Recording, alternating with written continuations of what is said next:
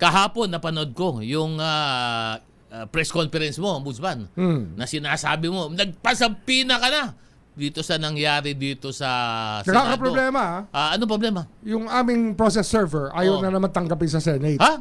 Pero may notice na eh.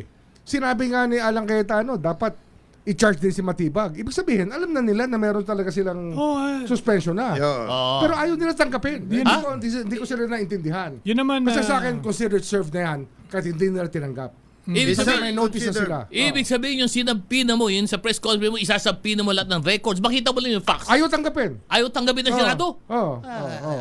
Paano nangyari yan? Parang Bakit? Yung nga problema eh, no? Parang atake. Look at the attitude. Sergeant at times yan. Alam niyo ba kung ano ang Sergeant at times? Security guard na Senate yan eh. Meron lang siya binigay na opisina na title na ganyan. Pero in the end, kung ano talaga ang trabaho niyan is to secure the Senate and to make sure that the rules are followed. Yun lang yun. Di ba? Ganun lang ba, sir? Yun lang yan. Okay. Para mag-warning shot ka Oo. sa law enforcement, Oo. you Mabigat. think that you are above the law. Oo. Nobody is above the law. I'm sorry.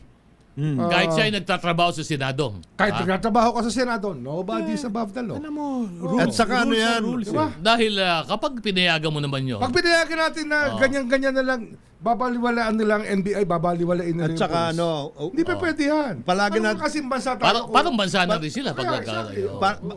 palagi na din sinasabi, words have consequences. Kaya yung sinabi mismo ni acting Osaa, si General Aplaska, yung kitang-kita sa CCTV, sana maibigay yun eh. Yung tungkol, Kung maibigay. yung ano, yung best. Isuot nyo na yung mga best. Bakit are you under siege? Ano ba kayo? basta yan kumplituhin ng Kompletuhin. investigasyon. Investigasyon. Di ba? Law enforcement At lahat, yan. Kinakausap lahat, yan. Kailangan matignan. Kinakausap yan.